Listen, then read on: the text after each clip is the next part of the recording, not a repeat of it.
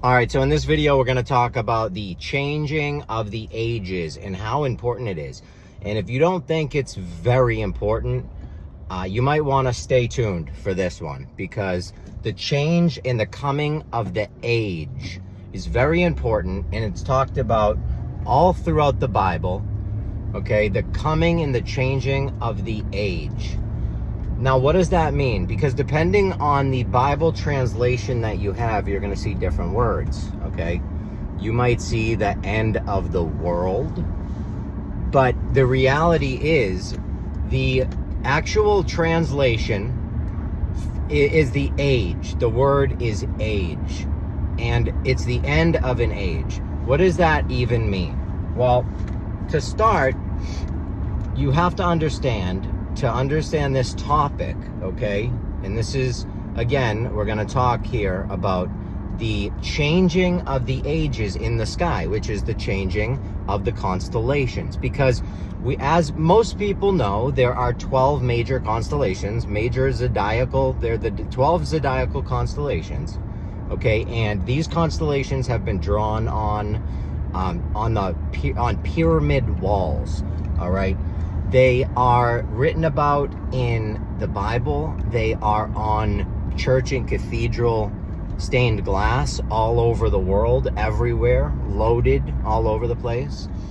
So it's an important topic, and it's for certain, it's been documented throughout many different theologies throughout history.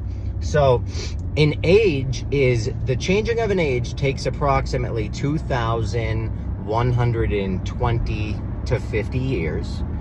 And what this means is that, for example, right now we're in the age of Pisces.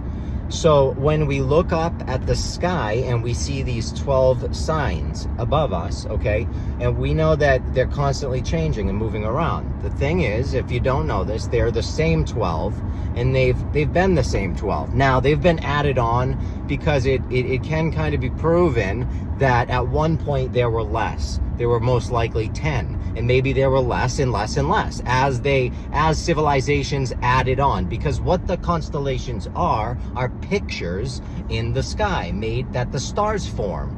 You know, when nowadays we look up at the clouds and we form pictures. Back in the day, our ancient ancestors looked up at the sky and they formed pictures with the stars. That's why when you get down to the bottom of it, all religions, all of it, the idea of it, the idea of theologies, all of it, it came from the northern hemisphere.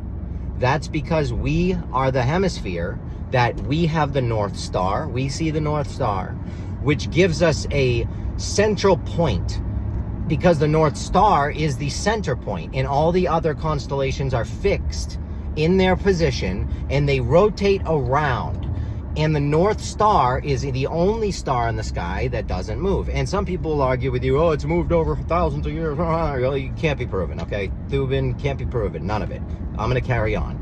So all the constellations spin around. The North Star is in the center. Now, the Northern Hemisphere is where we get all of our ideas from, because that fixed star in the middle, the pole star, has allowed us to, in a way, create all of these pictures, because it's given us a point of reference, as opposed to the Southern Hemisphere, where they can't see the North Star, not because they're on the other side of the ball, because they're too far away.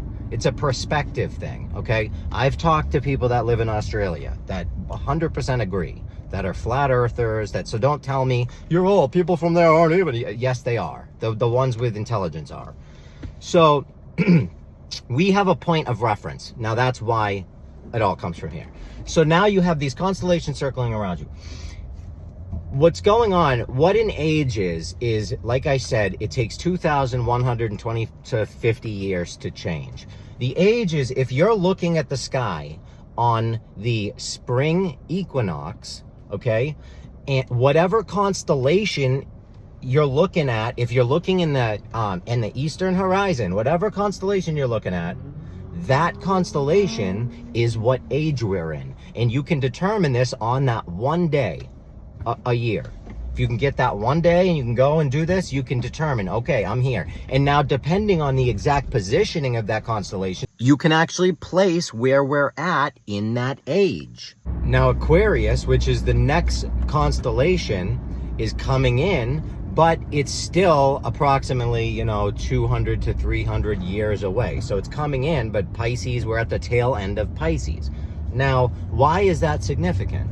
Well, it's significant because when we look at the Bible, we have to understand the Bible is talking about the stars. It's all embedded in there. Moses represents Aries, Jesus represents Pisces, and there are other characters that represent other things, and I'll explain that. So Moses, what represents Aries? Why do I say this? Well, for one thing, Moses was 4,000 years ago. So now we have Pisces. We're in the age of Pisces, which has been happening for about 2,000 years, over 2,000 years, around 2,000 years, right? Because we have Jesus at years 0, right, coming in. Now that's 2,000 years ago.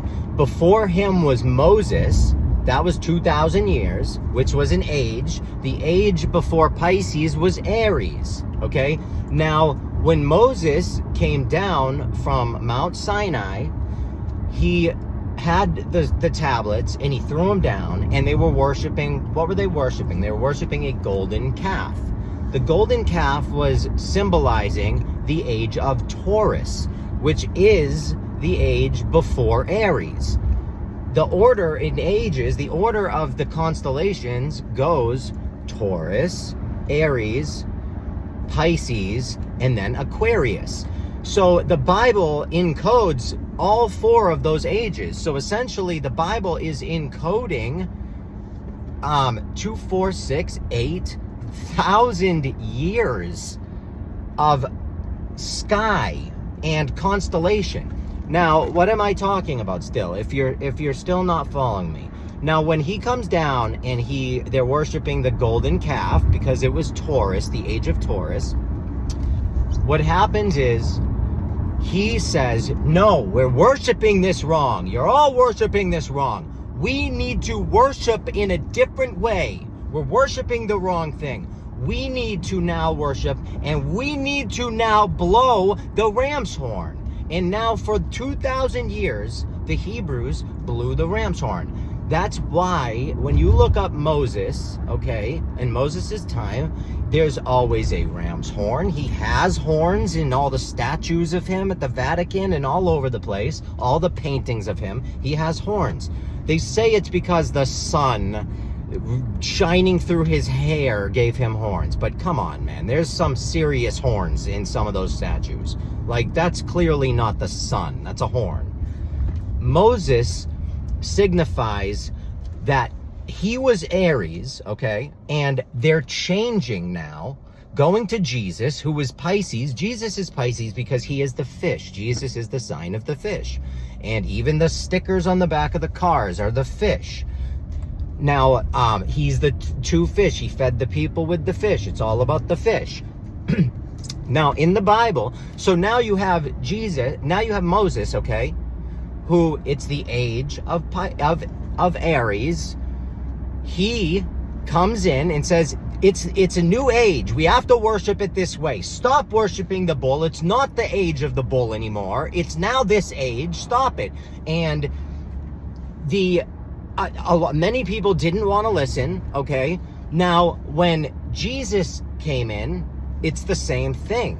He said, stop worshiping this way. You're not supposed to worship that way anymore. It's the fish. The fish come in. Now, even in the Bible, it's at the end where Jesus he's going to have his last supper because he knows he's going to die. The Son of God, God's Son, knows he's going to be condemned to die. So he has to have the last supper. And mind you, this stuff is all encoded and embedded in the Bible. And I teach this stuff. I have every single Bible quote photographed, printed, all in books. I have all this stuff, and I'm selling the book too about all of this. It encodes all of this in an easy to understand way, well written, I think, in an easy to understand way. It's written. All right.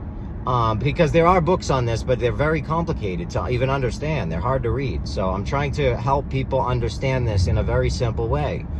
Now, what happens here is when Jesus is at the Last Supper, right before that, he tells a couple of his 12 disciples, his 12 helpers, the 12 signs of the zodiac, okay? Just like the 12 tribes of Dan are the 12 signs of the zodiac. The 12 breastplates on the high priest are the 12 signs of the zodiac, okay? The 12 Hercules and his 12 missions, whatever that's called. I forget what the story's called.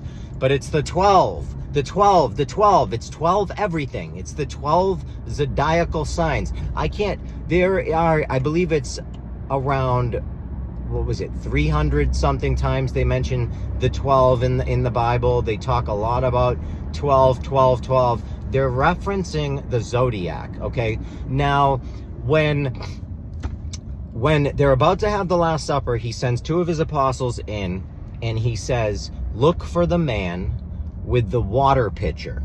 And that will be the man where we have the Last Supper. Okay? This will be where the final supper takes place before I move on. Okay? Is what's happening here.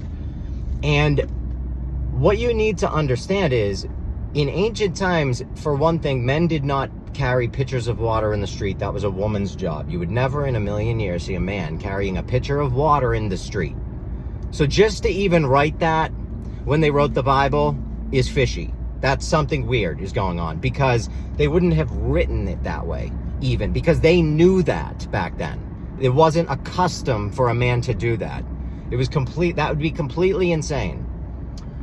Just like Judas kissing him on the street to identify him. Completely insane. Judas represents Scorpio, the scorpion. The kiss represents the kiss of death, because when scorpion stings you, it leaves a sting mark that looks like lips. It's the kiss of death, because Scorpio is in the fall, when the king is about to fall before he dies on the cross, because that's what the sun dies on the cross every year on the southern crux on December 22nd, 23rd, and 24th, and on the 25th it rises again. The ancient people knew it. But back to the Last Supper, he says the man with the water pitcher, okay? There is no man in the street with a water pitcher. What they're talking about is Aquarius, because when Jesus is about to go, he's about to leave this earth, he knows it, he's about to go to the Last Supper, he says, you have to go find the man with the water pitcher, because he is where we're going to do this thing.